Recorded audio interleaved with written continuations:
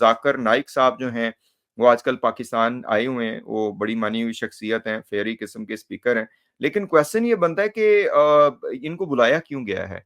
ज़ाकिर नाइक साहब का क्या वो कोई पाकिस्तान को, क्या पाकिस्तानी गवर्नमेंट जो है या जो एस्टेब्लिशमेंट है, वो क्या इतनी ही इस्लाम के बारे बारे में सिंसियर है कि उनको ज़ाकिर नाइक को अपना एक स्टेट गेस्ट के तौर पे बुलाना था?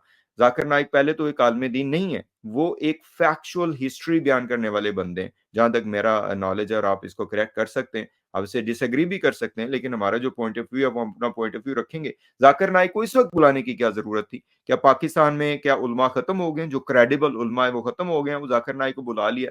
इसमें हमारी तरफ से तो जो है वो यही है कि ज़ाकिर नाइक साहब को कोई ना कोई, चूँकि हमारी जो एस्टेब्लिशमेंट है, गवर्नमेंट है, ये बदमाश हैं, माफियाज़ हैं, ये किसी भी चीज़ को अपने फ़ायदे के लिए यूज़ कर सकते हैं। मज़हब को भी यूज़ करते हैं, फ़िरका वारियत को भी यूज़ करते हैं, कौम परस्ती को भी यूज़ करते हैं, पश्तून मूवमेंट्स को भी यूज़ करते हैं। ये पीटीएम को इस्लामाबाद में जलसे की इजाज़त इन्होंने खुद दी थी। तो यहाँ पे हमारा तो तज्जिया यही है कि ये इन्होंने यही सोच के इनको बुलाया है ज़ाकिर नाइक साहब को, कि पूरी कौम को इस बत्ती के पीछे लगा दें जो ज़ाकिर नाइक शगुफ़े छोड़ता है। ज़ाकिर नाइक साहब क्या कुछ कहते हैं वो तो ख़ैर दूसरी बात है, जो कन्फ्यूज़्ड स्टेटमेंट्स वो देते हैं, जो जिस तरह की पिक्चर वो पेश करते हैं, वो तो बर फिर सुभान अल्लाह ही है।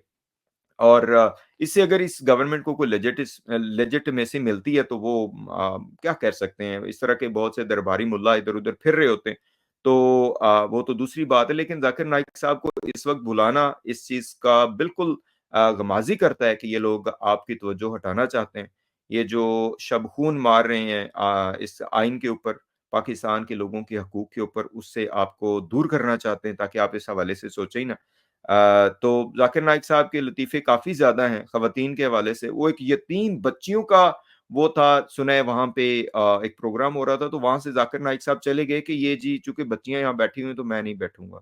सुभान अल्लाह! और ये बंदा हमारे वो मीडिया के ऊपर इसको रिप्रेज़ेंट ऐसे किया जा रहा है, इसको प्रेज़ेंट ऐसे किया जा रहा है कि ये बहुत बड़ी कोई स्कॉलर है, इस्लामिक स्कॉलर है। ओ तेरा बेड़ा तर या तेरा, वो कहते हैं ना कि वो लुटिया ही डुबो दी। इस एक अमल से, ज़ाकिर नाइक साहब के अमल से वो लुटिया सारी डूब जाती है, कि जिसमें ये बयान, ये उनका अपना बयान है, मेरी तरफ से नहीं। आप बिल्कुल डिसएग्री कर सकते हैं, क्योंकि मेरा थोड़ा डिफरेंट इसमें पॉइंट ऑफ व्यू। मैं तो कहता हूँ ये टोपी ड्रामा कर रहे हैं, ज़ाकिर नाइक नाइक साहब भी और बाकी सारे, और गवर्नमेंट भी टोपी ड्रामा कर रही है। इतने बड़े ये इस्लाम के दाई होते, इतने बड़े इस्लाम को वो करने वाले होते, तो जो ज़ुल्म ये लोग कर रहे हैं, ये ना करते। तो ज़ाकिर नाइक साहब की जो डिस्क्रेडिट है, उसके लिए इतना ही काफ़ी है कि आपको इतनी अक्ल ही नहीं है कि एक यतीम बच्चियों का एक वो है हो रहा है, चल रहा है, जिसे हम कहते हैं कि प्रोग्राम चल रहा है, और आप उसको वहाँ से ये कह के आ जाते हैं कि भई मैं तो यहाँ पे नहीं जाता, क्योंकि बालिग बच्चियाँ स्टेज पे बैठी हुई थी। अब इस पे बंदा क्या कह सकता है? इन लोगों को, ये लोग हैं कि जो आपके लिए एक सिंबल है।